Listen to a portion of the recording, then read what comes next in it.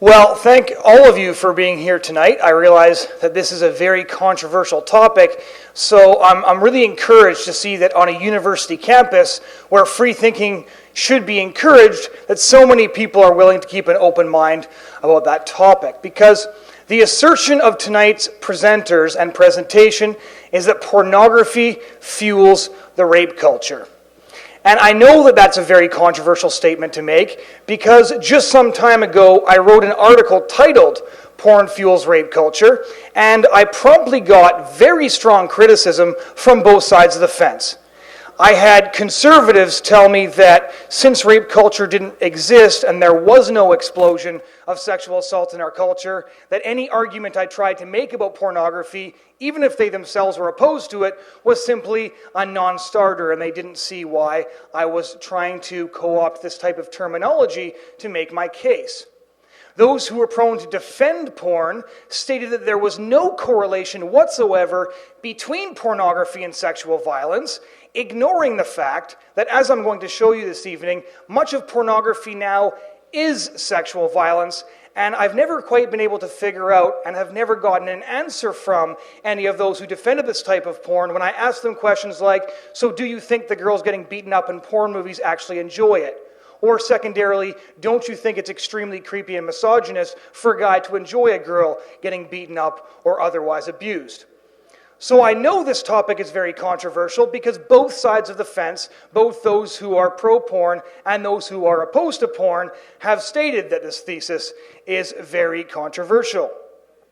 Now, this topic does have to be undergone very, very sensitively because, as the introducer pointed out, we are talking about sexual assault and we are talking about rape, and these topics do have to be approached very delicately. But it's because these are such delicate and important matters, very important cultural matters, and because these discussions are occurring across our country and on this very campus, that I think we have to have these discussions in the first place. Now, just to briefly take a look at why I'm saying that pornography is not just wrong and misogynist and anti-feminist and all these types of things, but why porn is rape culture. Because a lot of people, as I've pointed out, have basically stated that the way we're defining it isn't correct. Well, most of the definitions of rape culture that I've found have said that essentially the basic concept is that rape culture can develop when, quote, prevalent attitudes and practices normalize, excuse, tolerate, and even condone rape.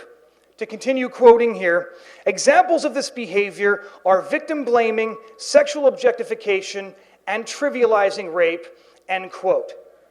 So the case I'm going to make for you in the next 20 minutes is that pornography fuels the rape culture because it normalizes rape, because it trivializes rape, and it sexually objectifies women. And once I've made this case, I'd be more than happy to take any questions you have on this. And now, the first point I want to make is that the rates of pornography use in our culture today are pandemic, because one of the two words here that we're looking at is culture. So in order for me to make my case, I first have to establish that pornography is indeed a pervasive cultural problem. So let's look through some of the newest statistics to analyze whether or not pornography actually is a cultural problem. First, 64 to 68% of young adult men and about 18% of women use pornography at least once every single week. An additional 17% of men and another 30% of women use pornography 1 to 2 times every month. But according to data taken from internet users who took part in a general social survey, men are 543% more likely to look at porn than females, which is because men are more visually driven. One of the things I noticed when I was doing research for this topic was that originally Hugh Hefner, the founder of Playboy, when he tried to prove that women were just as visual and just as attracted towards men, he came out with Playgirl magazine to prove this. And he soon discovered that Playgirl magazine was also a big bestseller and thought that proved his point. Until they did the research, the market research, to find out who was buying it, and it turned out that it was gay men who were buying Playgirl, not women. So, moving on with our statistics here, 35% of teen boys say they have viewed pornographic videos, quote, more times than they can count. And it gets worse. 15% of boys and 9% of girls say they have already seen child pornography. 32% of boys and 18% of girls have already seen bestiality online. This is all under the age of 18, by the way. 39% of boys and 23% of girls have seen sexual bondage online. And 83% of boys and 57% of girls have seen group sex online. And I think especially relevant for this campus setting with this discussion we're having surrounding rape culture, 2/3 of college-age men and 1/2 of college-age women say that viewing pornography is an acceptable and healthy outlet for sexuality. As Dr. Mary Ann Layden, who's the director of the Sexual Trauma and Psychopathology Department at the Department of Psychiatry at the University of Pennsylvania, said, quote, "It is not surprising that many psychologists call internet pornography the new crack cocaine. When you note the combination of the power of pornography with the ready 24/7 availability of pornography on any computer, much of it free and accessible in the privacy of our own home." And as those statistics that I just gave you indicate, the majority of our culture is engaging in this type of behavior. And the reason that many psychologists refer to pornography as the new crack cocaine is how sustained pornography use does impact the brain. It fires off neurotransmitters called erototoxins, which create new neural pathways in the brain that cannot be subverted and are often unerasable. These neural pathways create an addiction so strong that it is often harder to quit a pornography addiction than it is to quit crack cocaine.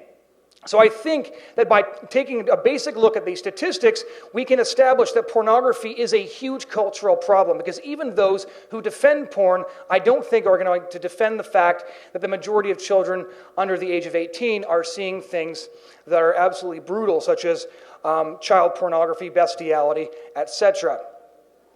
So this leads me to my second main point. We've established that pornography is a cultural problem, that if, for example, you are not using pornography right now in North America, you are part of a very distinct minority, according to statistics that came out last year. So the second question then that we have to ask ourselves when establishing that pornography fuels rape culture is, what kind of porn are people watching? Well, after an analysis was done of top-selling pornographic content, 304 sex scenes were observed for both physical and verbal aggression. 88% of these scenes contained strong physical aggression, much including physical beating. 49% of these scenes contained verbal aggression, primarily extremely crude name-calling. Now, for example, a lot of people, when I bring this up, say, you know, it's consensual, and porn defenders have pointed to someone who's now known as the Duke University porn star, who goes under the porn name Belle Knox, but has been recently revealed to be the 18-year-old Miriam Weeks, who is a girl who is shooting porn films to pay her way through university. And she said in a media interview that, quote, "Being in porn is freeing, it is empowering, it is wonderful, it is how the world should be." This encouraged a lot of those who support pornography use to say, look at that. Here's an 18-year-old girl who's starring in porn, paying her way through university, and she's saying that it's empowering and how the world should be. But 2 weeks ago, this story was reported. Former porn star Shelley Lubin of the Pink Cross Foundation has now posted a graphic video showing a male pornographic actor repeatedly choking, slapping, shaking, and verbally abusing Weeks. How does it make you personally feel to watch degrading sex or see women being degraded and treated like shit or just objectified? A male interviewer asked Weeks. Hot, Weeks replied. A muscular actor then grabs her around the throat as she fights to loosen his grip around her larynx. After learning she describes herself as a feminist, the man slaps her numerous times, telling her that she is worthless. As a trail of moisture trickles from her eyes down her haggard face, he says, "Feminism 101, right here," before continuing his assault. Now, regardless of what Miss Weeks says is empowering and wonderful and how the world should be, I think anyone, short of a very creepy misogynist, would agree with me that that is absolutely not wonderful and absolutely not how the world should be. And yet people are choosing to consume this as recreation and entertainment. The fact remains, however, that the reason violence and pornography is on the rise and becoming prevalent is because there is a market demand for that kind of pornography, and that market demand is growing by the week. For example, according to Carlos Scalisi, the owner of a porn company, 21 Sexury Video, quote, "Amateurs come across better on screen. Our customers feel that. Especially by women, you can see it. They can still feel strong pain." Causing pain is not just a side effect of the porn business anymore. In many, many cases, causing pain is the porn business because that's what the customers are asking for. One former porn star, Taniel Burleson, who went under the porn name Jersey Jackson, revealed that, quote, "Guys are punching you in the face. You get ripped. Your insides can come out of you. It's never ending. You're viewed as an object, not a human with a spirit. People do drugs because they can't deal with the way they're being treated." Another former porn star recently revealed on Shelley Lubin's website that after she signed a contract saying that she was going to do vaginal sex in one scene, a group of male porn actors pinned her down and she was anally penetrated until she blacked out. When she came to, they shipped her off to the hospital to get stitched back up and then cowed her into silence. Gail Deans, who is a renowned feminist and the author of a book called Pornland, How Porn Has Hijacked Our Sexuality, found in her research that the most popular internet pornography involved a woman being penetrated in various ways by 3 or more men at the same time, often with the woman gagging uncontrollably. The second favorite type of internet pornography had the man ejaculating directly into the woman's eyes or face. So I've shown you what the most popular porn movies are by the statistics. This, according to Gail Deans, is the most popular type of internet pornography, which is why more and more of this is being produced in the first place. Now, the stories could go on and on. I could, if I had a lot more time, give you many more examples of porn stars who talk about how they end up getting gang raped on sets. They sign consent forms and they're forced into things they didn't consent to.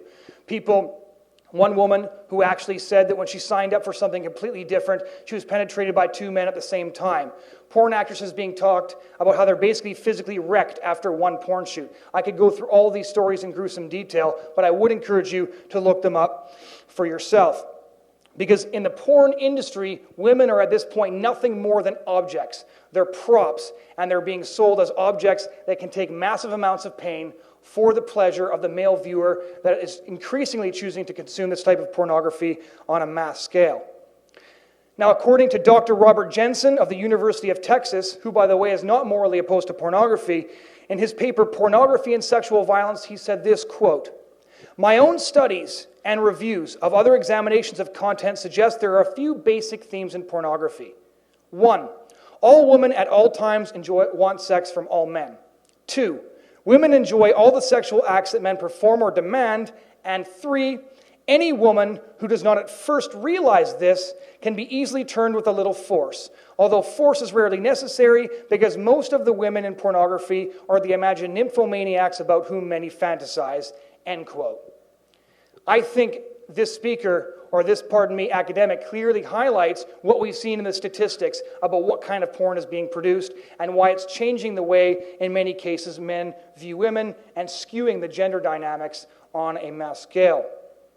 This leads me to my third main point. We've now established that porn is a rampant and growing cultural problem that affects, literally at this point, everybody in our culture. If you're not looking at porn yourself, most of your friends are. You all know people who are looking at pornography. We've also established that pornography, especially the newest pornography coming out, overwhelmingly depicts sexual violence against women, and in many cases actually is the sexual violence that is depicted. One expert who was testifying in Iceland when the Icelandic government was discussing banning porn noted that the difference between physical violence in film is that that's just a depiction of violence. Whereas in pornography, the actress actually has to experience the fantasy that's being filmed. It's actual violence taking place, complete with tearing, ripping, and all the other violent things that people seem to think is entertaining, recreational, or somehow a valid form of expression. As Gail Deans pointed out, this isn't a valid form of sexual expression. This is nothing short of hate speech against women.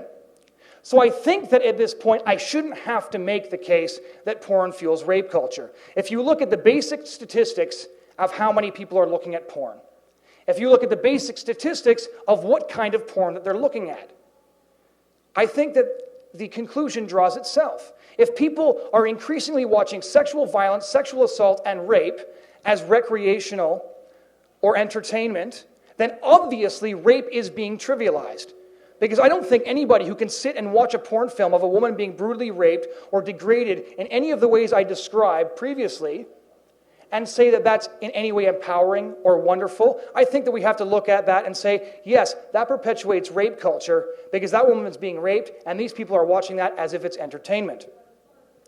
So anyone taking a cursory glance at the evidence already has to admit that this conclusion is almost self-evident, but because many people try to point out that, well, not all studies show causation between sexual assault, physical sexual assault, and pornography, once again ignoring the fact that much of pornography is sexual assault.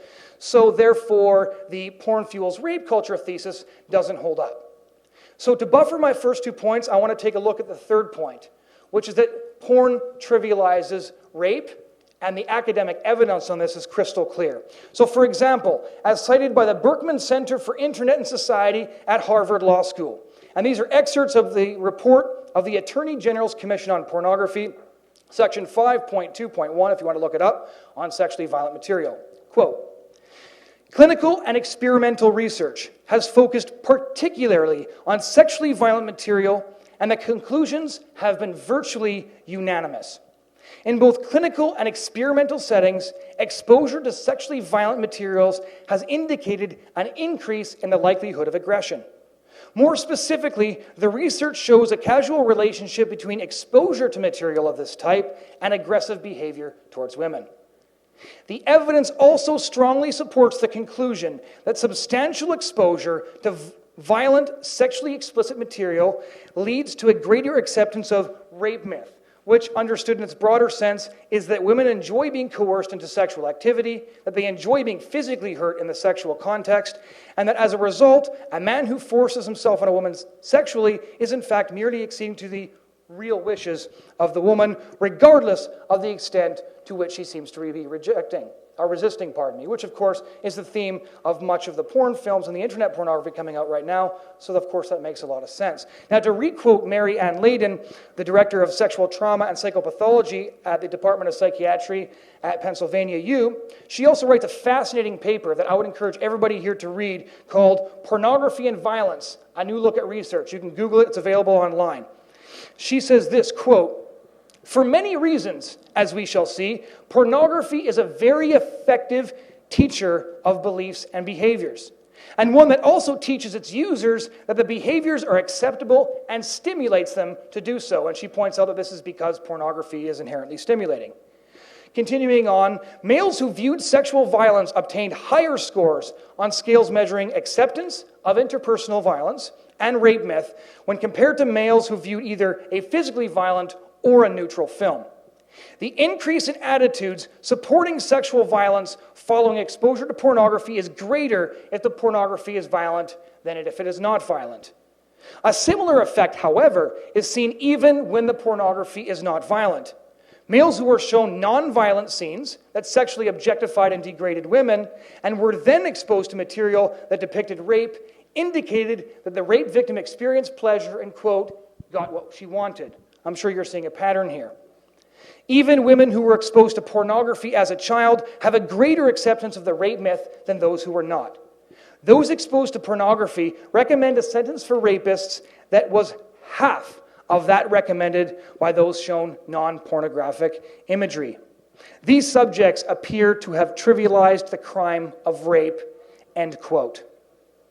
But the evidence goes further, and because this topic has proven so controversial, I want to make sure that it's crystal clear to everybody in the audience that beyond just its intuitively conclusion that porn fuels rape culture. The academic evidence is overwhelmingly on the side of this conclusion as well. For example, in a meta-analysis of 46 studies published from 1962 to 1995, comprising a total sample of 12,323 people, researchers concluded that pornographic material puts one at an increased risk of committing sexual offenses, a 22% increase, and accepting rape myth, a 31% increase.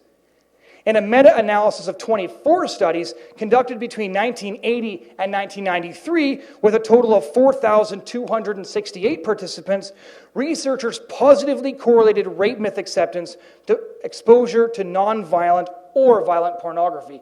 And here we see that the way pornography degrades women just as human beings also lends itself to rape myth, because what we have taking place here is a dehumanization process. There was one porn producer, actually, who said very recently in an interview that what I do is more or less the slave trade. I buy and sell human flesh. Just like dehumanization was needed for the slave trade, dehumanization is also the result of sustained porn use. Among perpetrators of sex crimes, adolescent exposure to pornography is a significant predictor of elevated violence and victim humiliation, which I think is very significant in the context of what types of porn people are choosing to watch now, where generally the woman is being humiliated by more than 3 men. In a study of 187 female university students, researchers concluded that early exposure to pornography was related to subsequent, quote, rape fantasies and attitudes supportive of sexual violence against women. Researchers believe pornography consumed at a young age contributes to women being socialized to accept sexual aggression as a sexual or romantic event. In other words, when women are consuming the same type of porn, they start to destigmatize rape even in their own mind, and to see what is explicitly sexually violent as something that could be a legitimate sexual avenue or even something acceptable inside the romantic context.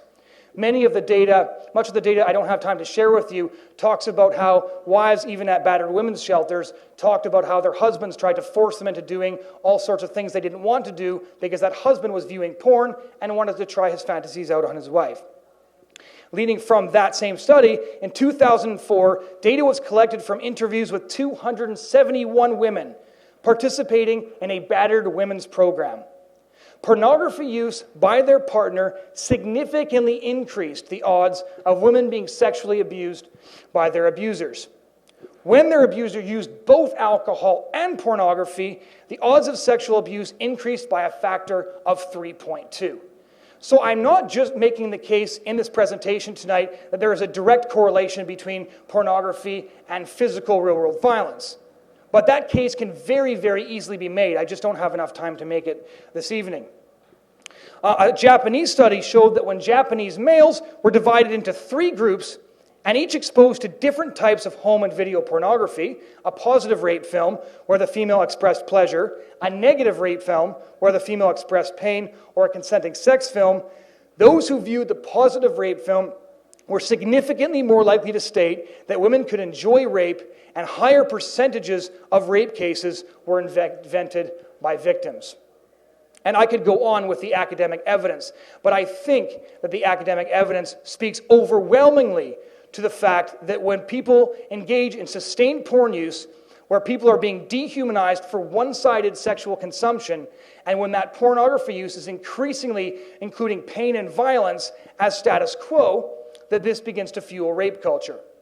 Just to conclude this part of the presentation and go over my 3 points one more time. First, we see by the statistics that pornography is a huge cultural problem.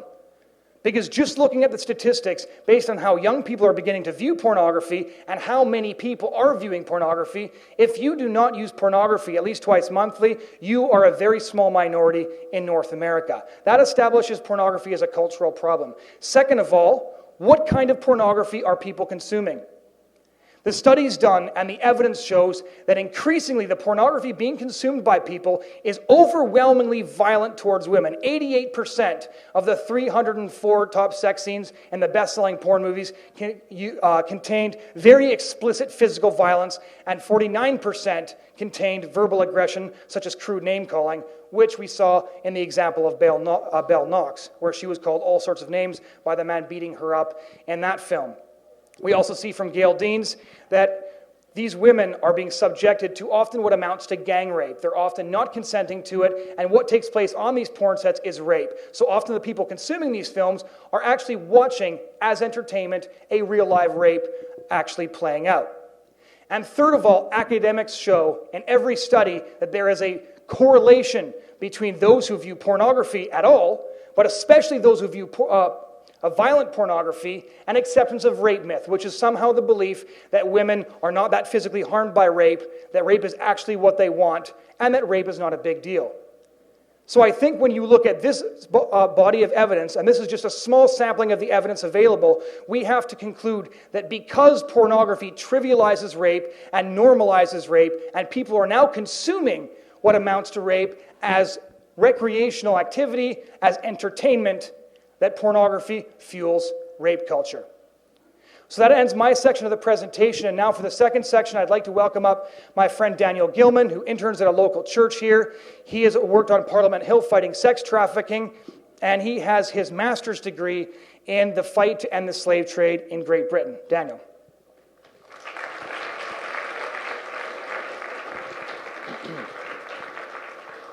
Thanks, Jonathan. 3 nights ago, one of my roommates had a dream, and in this dream he was being trafficked. He's a big, muscular guy. He's huge. He towers over me and all the other housemates. And so he's not a guy that's used to being pushed around. But in this dream, as he was describing it to me, he was telling me about how he was being whipped, he was being gagged, he was being brutalized, abused. He woke up from this nightmare. Breathed a sigh of relief. It was just a dream.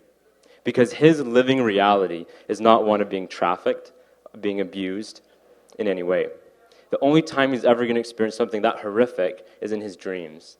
The reason I'm so excited to see so many people here, you guys actually came, and that's awesome. And the reason it's awesome, the reason I'm so encouraged to be with you today, is that for 27 million people around the globe,